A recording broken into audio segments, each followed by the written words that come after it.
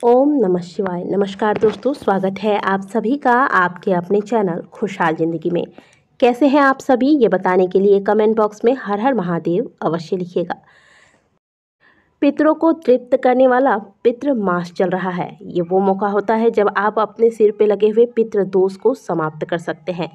ऐसे में कल है सोमवार का दिन, जो कि समर्पित है महादेव को। महादेव को अत्यंत प्रिय होता है ये दिन। इस दिन कर लीजिए एक छोटा सा उपाय, जो कि शिव महापुराण की कथा के अंतर्गत वर्णन किया गया है। बहुत ही सुंदर और सरल सा उपाय है। इस उपाय को कैसे करना है, बहुत ही ध्यान से आपको सुनना होगा। वीडियो को लाइक ज़रूर कर दीजिएगा। अगर चैनल पर पहली बार आए हैं तो चैनल को सब्सक्राइब अवश्य कीजिएगा। दोस्तों, इस उपाय के लिए आपको ले लेने हैं 7 बिल्वपत्र। 7 बिल्वपत्र जो कि बिल्कुल भी कटे फटे ना हो, अच्छे से साफ करके इन्हें आप ले लें। इसके बाद आपको लेने हैं नीम के पत्ते।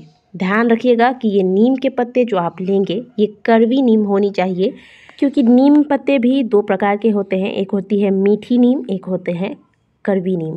तो आपको कड़वी नीम लेनी है, जो कि आप स्क्रीन पर देख रहे हैं।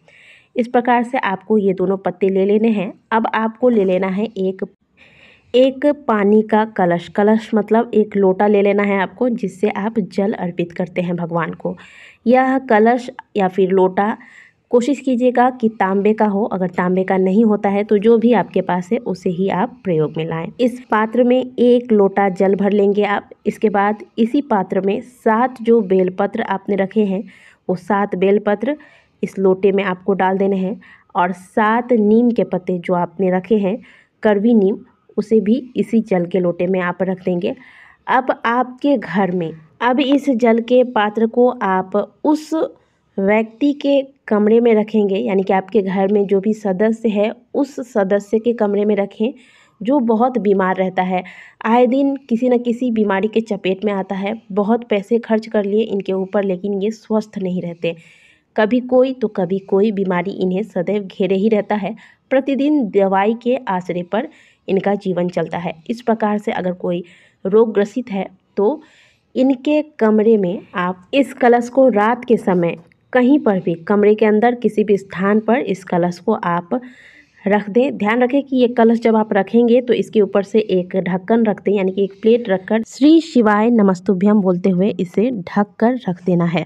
रात भर इस जल को इसी कमरे में पड़े रहने दें। अगले दिन प्रातःकाल जब आप सोकर उठते हैं तो उठने के पश्चात अच्छे से स्नान कर लें। स्नान करने के पश्चात आप इस जल को जिस कमरे में आपने रखा है वहाँ से उठाएं। अब यह जल लेकर आप सीधे महादेव के मंदिर में जाएं। अगर आप मंदिर नहीं जा सकते तो आप घर के शिवलिंग पर भी इस उपाय को कर सकते हैं। महादेव के शिवलिंग के सामने जाकर इस जल को, जो पत्ते आपने रखे हैं बिल्वपत्र और नीम के पत्तों के साथ ही इस जल को महादेव के शिवलिंग पर श्री शिवाय नमस्तुभ्यम बोलकर अर्पित कर दें। अब जब जल आप महादेव के शिवलिंग पर चढ़ाते हैं तो आप जानते हैं कि जल अर्पित करने के बाद जल बहकर बाहर की ओर निकलता है। तो जिस स्थान से जल नीचे की ओर गिरता है, जो कि आप स्क्रीन पर देख रहे हैं, इस स्थान से जल नीचे की ओर गिरता है। इस स्थान पर आपको एक कटोरा या फिर एक पात्र रखकर इस जल को रोकना है। जितना आप रोक सकें, 1 चम्मच 2 चम्मच, जितना आप रोक सकें। इसके बाद यह जल जो आपने बचा कर निकाला है, इस जल को उस व्यक्ति को पिलाना है जो हमेशा बीमार रहता है, जिसके लिए आप इस उपाय को कर रहे हैं, जिनके कमरे में आपने रात भर इस पात्र को रखा था। यह जल आपको शिवलिंग के सामने ही खड़े होकर 7 बार पिलाना है। 7 बार कैसे पिलाना है? आपने 1 बार जल लिया, श्री शिवाय नमस्तुभ्यम बोलकर पिला दिया उन्हें। फिर 1 बार जल लिया, फिर श्री शिवाय नमस्तुभ्यम बोलकर उन्हें पिला दिया। इस प्रकार से 7 बार उनको श्री शिवाय नमस्तुभ्यम बोलकर इस जल से आचमन कराना है। इस उपाय को आप प्रातःकाल ही करेंगे, जैसा कि मैंने आपको पहले ही बताया।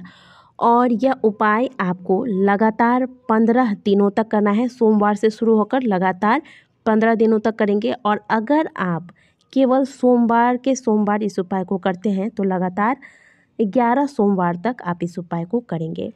यकीन मानिए, बड़ा ही सुंदर सा उपाय है, जिसका वर्णन शिव महापुराण की कथा के अंतर्गत किया गया है। और शिव महापुराण में जितने भी उपाय बताए गए हैं वह सभी शास्त्रगत उपाय हैं। वो सभी उपाय मनुष्य मात्र के कष्टों को दूर करने के लिए ही बताए गए हैं। तो बड़ा ही सरल सा उपाय है। अगर आपके घर में कोई व्यक्ति बीमार रहता है या फिर आप स्वयं बीमार रहते हैं तो ये उपाय आप अपने लिए भी कर सकते हैं। कोई भी इस उपाय को किसी के लिए भी कर सकता है। नीम के पत्ते और बेल के पत्ते बड़े ही आसानी से आपको प्राप्त हो जाते हैं, तो इस उपाय को अवश्य कीजिएगा।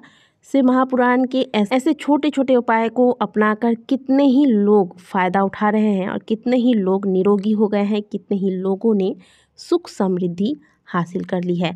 तो आप भी इस उपाय को अवश्य कीजिएगा और भी लोग इस उपाय का लाभ उठा पाए, इसके लिए वीडियो को शेयर जरूर कर दीजिएगा। आज की दी गई जानकारी आपको कैसी लगी है ज़रूर बताइएगा। अगर इस उपाय से संबंधित कोई सवाल हो कमेंट बॉक्स में ज़रूर पूछिएगा। तो मिलते हैं आप सभी से अगले वीडियो में। इस वीडियो को यहीं समाप्त करते हैं। तब तक के लिए ओम नमः शिवाय, हर हर महादेव।